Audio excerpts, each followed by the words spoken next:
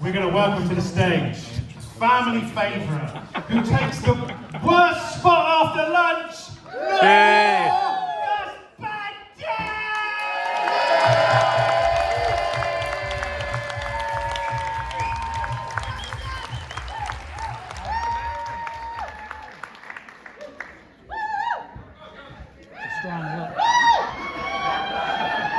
Love you, Gus.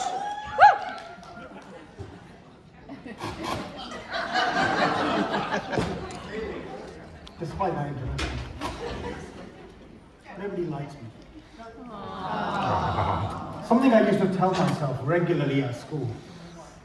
Growing up, secondary school, going through my GCSEs and all that kind of stuff. I was never the cleverest. I was never the sportiest, obviously. It may surprise you to learn that I was never the coolest. I was coasting. I was average. So I used to tell myself, nobody likes me. Because we all like outliers, right? We always like the best, the jocks, the cleverest, the people, great at football or sport or whatever it may be. Or we like the outliers, the ones that are really terrible at everything. Because they're the underdogs and we love them and all that kind of stuff. But the middle of the road guys, nobody likes them. They're invisible. And that's what I used to tell myself. And then I did my GCSEs. For my GCSEs, I got 5 Bs and 4 Cs. Couldn't be any more beige, right? I was really happy. I didn't get any A stars, I didn't fail anything, just like middle of the road. And then, of course, I hated school, and I thought, what do I do now? I stayed at the same school as it's A-levels. So, and I did pretty average in them. And then I went to university. I thought, I'll study marketing at university, etc. I thought I'd reinvent myself. I went down to London, left all my friends back in Coventry. But I didn't really work on myself, so I carried on being average, which was hard. I came out with a good degree and all that kind of stuff, but it was hard. But then I went into the world of work, where obviously you have to be good to make some money. So I worked in the motorsport sector. I worked in the aerospace sector. I worked in local government. I worked in van rental, which really was great. I love that job. And all while doing this, I studied with the Chartered Institute of Marketing. And because I kept telling myself, I'm okay, I'm not great at things, I'm okay, I kept trying to prove to myself that I need to be good at stuff, because I still felt like I'm really unliked. So I got 2 postgraduate qualifications, got loads of lectures out there. Anybody cares? Of course not. But that's what I did, because I had to tell myself I had to do that. And then, after a long and illustrious career in marketing, the owner of my local pub said, hey, I'm looking for a new landlord. And of course I said, I can do that. Yeah, what a dickhead.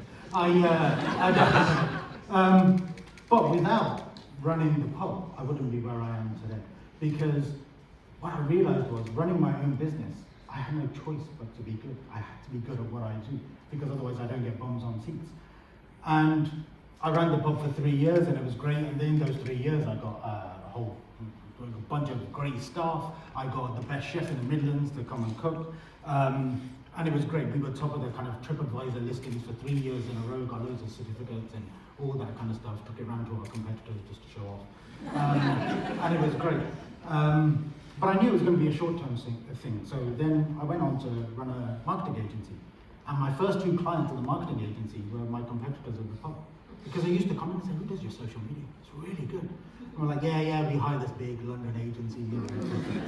And then obviously when I left the pub, I went in and said, it was just me. And they said, okay, we're going to hire you. Great. So, for those of you that I haven't met before, my name is Gus Bandel. And I'm a marketing strategist, I'm a social media specialist, and I'm a LinkedIn trainer. And as of today, I run a LinkedIn-focused digital marketing agency. I run a LinkedIn-focused membership. I run a LinkedIn local networking event with my good friend Marianne Avery, and I run a LinkedIn-focused conference with my good friends Jeremy Freeman and John Espiritu. And you can probably guess by all this, if LinkedIn dies tomorrow, my business is fucked. But I think I've hedged my bet pretty well, right? I don't know, unless Bill Gates sells to Elon Musk, I think we'll be all right. So this is what I do as of today. And through my business, I get to work with a whole bunch of amazing clients and brilliant people around me, etc. And none of this would have happened had it not been for having a great community. people around me. And it's all very well trying to be good at what you do and trying to be liked and all the rest of it, etc. But nothing happens in silo. I'm sure, as we all know, as business owners, we can't do it as much as we try. We can't do everything by ourselves.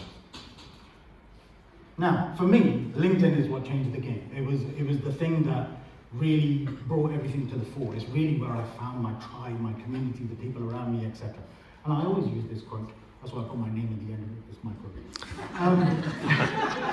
LinkedIn is the only place where you can curate your own audience. Everywhere else you have to wait to be followed, right? Facebook, Instagram, etc., TikTok, whatever it may be. LinkedIn is where you connect to your ideal audience. You search for whoever you want. Doctors in Dorset, personal trainers in Poole, or chiropractors in Chichester, whatever it may be. Wherever you find people, you can search for them on LinkedIn. And then you connect to them. And if they accept your connection request, you become friends. You create that network. So LinkedIn is the only place where you curate your network. So it's not about having a massive audience, but having the right audience. So this is kind of where it all started for me. Now I talk a lot about horizontal and vertical markets. So my horizontal market is my ideal client, so the people that I work with. I work with service sector businesses. So accountants, lawyers, HR, copywriters, coaches, consultants, etc. They're the people who provide a service to other businesses. That's who I work with. But then I have my vertical market. And my vertical market are those people that have an audience that should be the same as my audience. So people that need graphic design will need social media support or LinkedIn training, people that need SEO, people that need Facebook ads, people that need a new website, etc. Hopefully, they will use me as well. So I connect to other people, I find other communities, essentially. I infiltrate other people's communities to talk to their friends, and they hopefully introduce me, and it becomes a word of mouth referral network, etc. And this is what community is about for me. Now, I'm a member of a lot of communities. I've got my own there in the middle, but I'm a little caveat, a little shout out for Steve Follen with Being Freelance and Leah Turner with The Halt. I'm not a member of those two communities, but lots of my friends are, and lots of my friends talk very highly about those communities, which is obviously great, and it's great to see, etc. But all communities will talk to one another, Last night at Fail Nights, lots of people mentioned John Esperian and Espresso Plus. We have obviously You Are the Media. We have things like Atomic, run by Andrew and Pete. We have the Inner Hub, run by the two Lauras, etc., etc. We have obviously the Freelance magazine, run by Sophie Cross. Absolutely. And it's great that we're part of these communities, and these communities cross over. I spend a few £100s a month to be part of communities. Not as much as Judith, obviously. Judith that was here last night that talked about at Fair Nights. But it's finding those places. And the talk before lunch with Katie Stokes, she talked about the third places. And I was sitting next to Beth Carter, and I said, I don't know what my third places are. And she said, well, what about your membership? I was like, oh, shit, that's a really good point. And these are the third places for me. This is where I feel happy. I feel happy with these people and surround myself with good people, etc. And ultimately, some people in there like me. Now, I've only got 20 minutes or so I'm not going to bang on about this. But so Kevin Keller, one of the leading voices in the world of branding, alongside people like Jen Romanek and David Acker and all that kind of stuff. So the brand equity model. I'm not going to go through each bit, but when I work one-to-one with clients, and we talk about this, and essentially, it's essentially working out who you are, what your place in the market is, and what that means to the people around you. And it's the bit at the top of the pyramid, the top of the triangle, resonance. It's about resonating with other people. Who do you find? Who becomes your tribe? Who can you do your work, your content, your attitude, your personality? Who does it resonate with? So, as it says there, relationships. What about you and me? Just so you know, I turn the lectern around so I can have my slides on the lectern. They're not on the lectern. It's really frustrating. That's why I get out. Anyway, it's all about resonating with people. So make sure that you find your content that resonates with others. And ultimately, we want people to say nice things about us. The whole point of being part of all these communities is when somebody says, hey, you need a LinkedIn trainer, you should speak to Gus. Because you want people to look after your name when you're not in the room. And there's lots of people here that we can say nice things about each other. For example, there's Marianne Avery, who's a LinkedIn confidence coach. There's John Esperian, who's a massive LinkedIn nerd by his own admission. That's not an insult. For example, then we, if somebody says, hey, I'm looking for a copywriter, I'm like, oh, you should speak to Mel Barfield. And then I'm like, is she good? I'm like, no, she knows Dave Harlow. So. I'm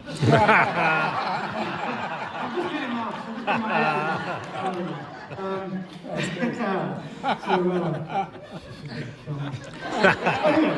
it's about finding good people. Mel is great, Mel's one of them. So it's all about finding good people in your life, but people that talk about others. Anybody here ever heard anything bad about Mark Masters? No. Yeah, okay, other than one person.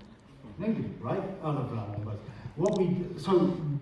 What happens is when you go to other places, when you leave here today, when you talk over the next few days, you're going to do LinkedIn posts, Facebook posts, Instagram posts. You're going to be talking to people, and people say, "Oh, what's one of your best favorite events? One of the best things in life?"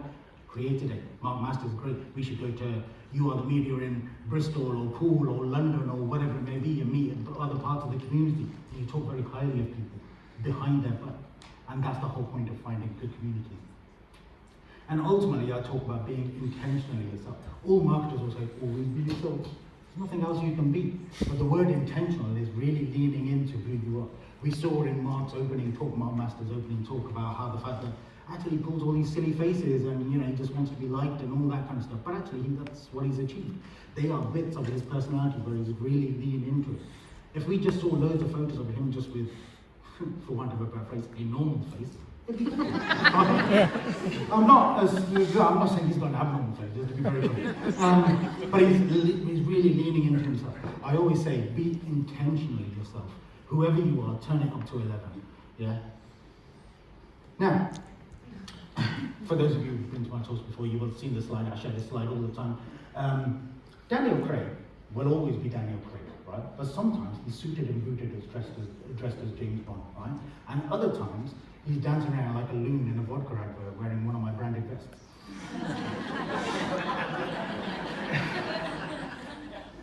I stuck that later on.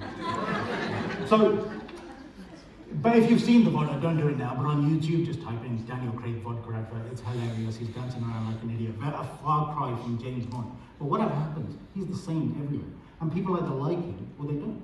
And quite frankly, as I've said, you should attract as well as repel. It's not about being friends with everybody. It's not about being liked by everybody. It's being liked by the right people. And ultimately, we don't have to be universally liked.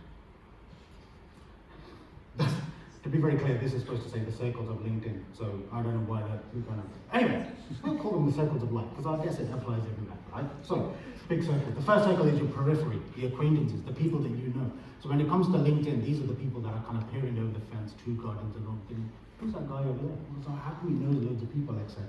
And then, of course, you have your network, your friends, the people that you meet. Last night, I must have said about 15 times, hey, I only see you once a year. And then I spoke to someone in West, I spoke to him, and he said, actually, we should celebrate that. Once is better than none, right? So at least I see people once a year here, for example. And then, of course, you've got your community, the people that are really in your world, the people that you obviously, your inner circle, as it were. Now, when it comes to LinkedIn, I always say you should obviously try and bring people in. So if they're on the outer circle, if they're on the periphery, bring them into your network. If they're into your network, bring them into your community. So do an intro, introduce yourself on LinkedIn, tell everybody who you are. I always advise this for anybody that's either new to LinkedIn or wants to get started on LinkedIn or just push forward. Every 6 months or so, introduce yourself on LinkedIn, write a post, here's me, this is what I do, etc. And make an offer. If you want to comment, if you're new to my world, have a discount and all that kind of stuff, right? There are lots of new people here, for example, at some point, they were on the periphery. And now they're part of the network because they're in, they've come to create a day, etc. So you're going to say hello, and you're going to, send reminders about who you are. This is what I do. This is what I do for a living. This is, hi, nice to be connected for a while, and all that kind of stuff. And then, of course, you have your community, where you want to thank them for being part of your community, and you want to introduce them to others. I heard this amazing analogy. I think it's amazing. I heard this amazing analogy recently about how a network is people that talk to you. A community is people that talk to each other. And I love that analogy because a community is where actually you're just the head of it. So Mark Masters, for example, as much as we love him, as much as we can talk to him whenever we want, and he'll give great hugs and all that kind of stuff, really, he's created a community where people talk to each other. And then they create things, there's offshoots from there, and people work with each other and all that kind of stuff. It feels a bit like Sesame Street because we just talked about circles, and now I'm going to talk about triangles. So today's presentation is brought to you by circles and triangles. So we're going to talk about force fields. Now, So I have 3 force fields, basically. So I normally ask people to connect with me on LinkedIn. So come and find me on LinkedIn. And when you connect with me on LinkedIn, I'll then write posts that say you should subscribe to my emails. And when you subscribe to my emails, I'll say you should join my Facebook group. And when you join my Facebook group, I'll say, I'll be connected on LinkedIn, you should connect on LinkedIn. And once you do all 3, quite frankly, you can't escape. You're in my Facebook group, right? You're stuck, you're in there. And that, obviously that's where we want to be. Then of course, we have the inner force field. Now this is where if you really like me, you're going to visit my website or watch my YouTube videos or read my blogs or go watch my Instagram stories. On Instagram I share a lot of behind the scenes content. The stuff that I don't, it's the quick, the easy stuff that I don't put on LinkedIn, for example. And then of course, if you really, really like me, you're going to join my membership, for example. So I want you to have to think about whatever that inner force field is, what does that mean for you? Is it a membership? Is it a community? Is it training? Is it a course? Is it a book? Whatever it may be, because that's where you want people to be. Whatever your community is, it's all very well having a network on LinkedIn, it's all very well talking to people, but you want to bring people into your world and ultimately get them to take an action. There's only 2 people ever that I've turned down for LinkedIn training. And the first one was essentially a lady that bought a bunch of camels. And she said, can you teach me how to use LinkedIn? I said, well, why do you want to use LinkedIn? And she said, I want to hire out my camels. I said, who's going to hire out camels? And she said, rich people from the Middle East.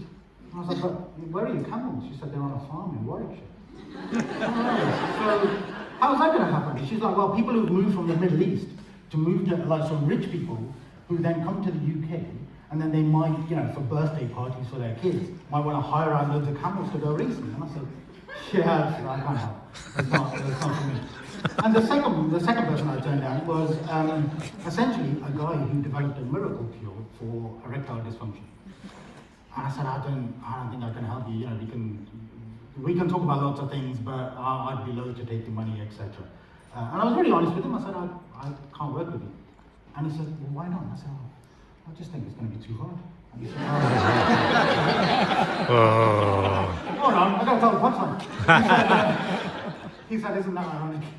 So anyway, I just couldn't work with it. It was just too, but I believe everybody else can find their force fields. Everybody else can know what their force fields are, and what their kind of circles of community are. And because of that, because of everything that I've ever done, because of the circles of LinkedIn and the force field, the triangular force field of what I've done, I've got to do some fabulous things. I've spoken on massive stages around the world. I have been nominated for awards. I'm on top marketer list with amazing marketers. I get to host parties at other people's conferences. I'm on some amazing podcasts. Shout out to Anna Bravington for, now that's what I podcast, the graphic there, thank you so much. I'm a regular columnist for the Freelancer magazine. Regular, not even, they're like, even after the first time I thought they were going to kick me out. I've done it around 5 issues now, I think it's 6 issues, it's great. And I love it, and it's because of everything that I've done on LinkedIn, the community that I've created, the network that I've got, is because I get to do all this stuff here. And I just found out yesterday that I'm hosting a networking event at LinkedIn HQ in London in a couple of months. So, I know, right? Yeah. So, and these are all things that have happened to me because of the community that I've created. And I wish I could go back to that 16-year-old kid and say, somebody's going to like you one day. Things are going to get better for you. So don't worry about not being liked. Don't worry about disliking stuff. Because ultimately what I found is I didn't just have to be liked. I had to be good at stuff. And then I had to surround myself with the right people. And then the right opportunities came my way. I would also tell that 16-year-old that he'd eventually grow out of his unruly bum fluff and Davy Bonner glasses. So, what do you mean, when's that going to happen? And because of everything on LinkedIn, I've had some fabulous opportunities. Now, Mark Franklin, what a lovely message he sent me on LinkedIn. I wrote a post on LinkedIn saying my talk is called The Curse of Being Unlikable. And he said, well, what do you know about being unlikable? Oh, that's a really kind and sweet message. But of course I had to remind him, you can't be liked by everybody.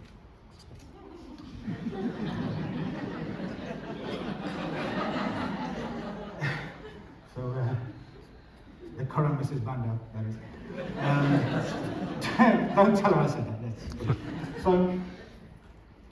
ultimately, what we want to do is find our place in the market. What my issue was that I never found my place.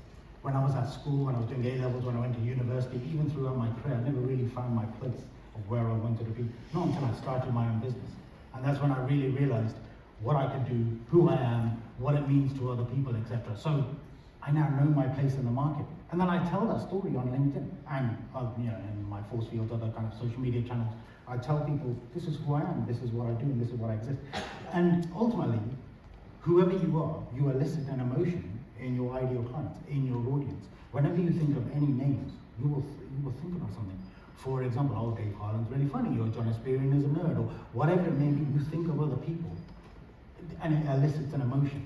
So whatever you do, whatever content you create, whatever you publish online, should elicit an emotion in your ideal audience. So a bit of homework here, which is also kind of a summary. So obviously, I want you to connect to each other. If you haven't already, you can open up the LinkedIn app, you click in the search box, there's a little symbol in there, you click on it, it opens up your QR code. Scan each other's QR codes. If you don't know how to do it, come and speak to me afterwards, or I'm sure lots of people here know how to do it. But also, after today, one of the questions in the workbook is, what's your vertical market? Think about the audiences that you can be a part of, the communities that you can be a part of, where you can find people to be in your tribe, and how you can be an important member of other people's tribes. And of course, I want you to create and share your force fields. One of the marketers will always tell you that you should be everywhere, right? A TikTok specialist will say you should be on TikTok. An Instagram specialist will say you should be on Instagram. And eventually you get choice paralysis, like what do I do? Am I on Facebook? Am I on LinkedIn? Am I on Twitter? Am I on Snapchat or Pinterest or Reddit or whatever it may be? And obviously if nothing works and you're a failure at everything, you'll probably be on Substack. So, I'm just kidding. Unless of course you've been using Substack for a long time. Anyway, and of course, say thanks to the people in your inner circle, the community that you've created, the people that are around you. Drop them a line, people that you're connected to on LinkedIn, people in your community, just say hello, just say thanks.